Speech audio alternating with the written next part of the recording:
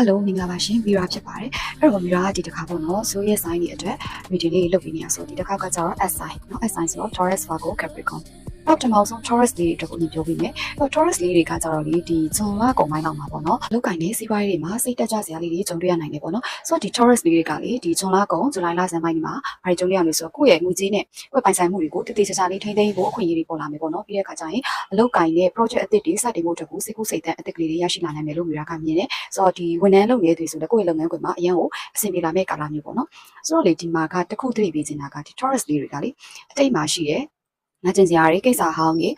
ကိုယ့်ရဲ့တစ္ဆာဖောက်ခံရမှုရဲ့အညိုတွေပေါ့နော်ဒါတွေကိုတော့လုံးဝမေ့ပစ်လိုက်ဖို့အတွက်ကို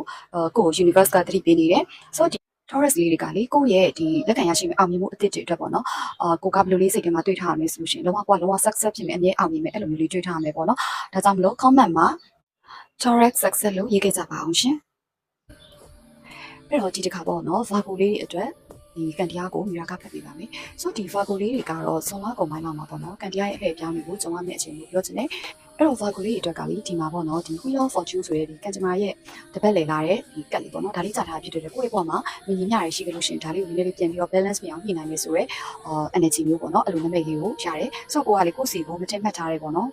ခွင်လန်ကောင်းတွေကံကောင်းမှုတွေကလေဒီ Virgo လေးတွေစီကိုဆက်ဆက်မြောက်ရောက်လာတော့မှဖြစ်တယ်ပေါ့နော်အဲ့တော့ကိုကတခုသတိပေးချင်တာကတော့လေဒီပဝင်းကျင်အားလူတွေကလေဒီကကိုပဝင်းကျင်အားလူတွေကပေါ့နော်နည်းနည်းလေးသူတို့ကိုတိုက်မှုလေးဖြစ်လာနိုင်တယ်ပေါ့နော်ဒီ Fire of Wands energy ရဆိုရှင်သူတို့ကိုအစီမပြေတာကိုယ့်ရဲ့ပဝင်းကျင်မှာကြုံတတ်တယ်ကိုကအဲ့ကြားမှာတွားပြီးတော့မညက်သွားအောင်ပေါ့နော်ကိုကသတိထားပြီးတော့နေရမယ်သူတို့ရဲ့ပြန်ဆိုင်မှုတွေမှာကိုကတွားပြီးတော့ဝင်မပေါအောင်နေပါလို့မြာကပြောဆိုတော့ဒီ Virgo လေးတွေကပေါ့နော်ဒီကံကောင်းခြင်းတွေကိုဆက်ပြီးတော့စုပ်ကိုင်ထားဖို့အတွက်ဆိုရင်တော့ comment မှာ Virgo Fortune လို့ရေးခဲ့ကြပါအောင်ရှင်ဒါလေးကတော့ Virgo တွေအတွက် Holly ဖြစ်ပါတယ်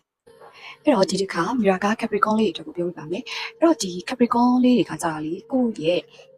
သူ့မှာကြာလာတဲ့ကက်လေးတွေကလည်းကောင်းနေပေါ့နော်ဒီဇွန်လကုန်ပိုင်းလောက်မှာ Capricorn လေးအနေနဲ့ကိုကြိုးစားအားထုတ်ထားတဲ့ကိစ္စရက်တွေရဲ့ရလက်ပေါ့နော် result ကိုမြင်ရတော့မယ့်အချိန်ဖြစ်တယ်အဲ့တော့ဒီပေါ့နော်ကိုအရင်ကလုပ်ခဲ့တဲ့ကြိုးစားမှုတွေရှိအဲ့ကြိုးစားမှုတွေကနေအတီးပွင့်လေးစပြီးတော့ခံစားရတော့မယ်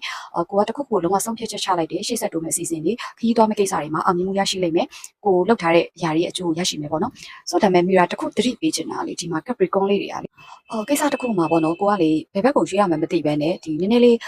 တွေးဟာဖြစ်နေဆိုတဲ့အနေအထားလေးကိုမြင်ရတယ်ဒီလမ်းဆောင်လမ်းကွာအခြေအနေတခုကိုရှောက်နေရဲ့ရွေးချယ်စရာနှစ်ခုပေါ့နော်ဥပမာလူနှစ်ယောက်မှာဘယ်သူကိုရွေးရမလဲအလုံးနှစ်ခုမှာဘယ်သူကိုဘယ်လောက်ကိုတွားရမလဲအဲ့လိုမျိုးလေးတော့ energy လေးတွေ Mira တွေ့ရတယ်ဆိုတော့ဒီ Capricorn လေးတွေကလေဘာပဲဆုံးဖြတ်စိတ်ကိုအေးလေးထားပြီးတော့ဆုံးဖြတ်ပေးလို့ပြောချင်တယ်အဲ့တော့ကိုယ်စိတ်ရှင်နေပေါ့နော်ကိုယ့်ရဲ့ inner ဒီ power ကိုယုံကြည်ပြီးတော့ရွေးချယ်လာမယ်ဆိုရင်ကိုယ်အတွက်ကောင်းမွန်တဲ့ကိစ္စတွေပဲဖြစ်လာနိုင်မှာဆိုတော့ Capricorn လေးတွေကရှေ့ဆက်ပြီးတော့အောင်မြင်ဖို့အတွက်ဆိုရင် comment မှာ Capricorn focus လို့ရေးခဲ့ကြပါအောင်ရှင်ဒါလေးကတော့ Capricorn